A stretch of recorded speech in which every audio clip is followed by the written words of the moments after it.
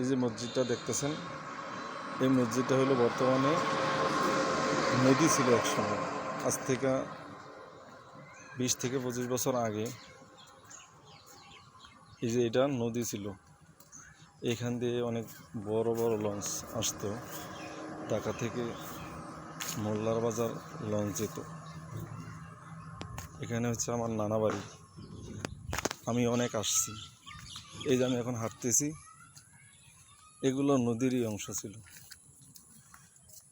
বর্তমানে সেই নদী ভরতে ভরতে কত ছোট হয়ে গেছে। এখন এই যে ছোট্ট একটা খালের মতো। এখন বর্ষা, তাই একটু পানি আছে। শীতের দিন আসলে একদম শুকিয়ে যায়, হেঁটে পার হওয়া যায়। এটাই হচ্ছে আল্লাহর প্রাকৃতির নিয়ম। কোথাও ভেঙে ফেলতেছে নদীতে, আবার কোথাও চর পড়ে নদী মরে যাচ্ছে।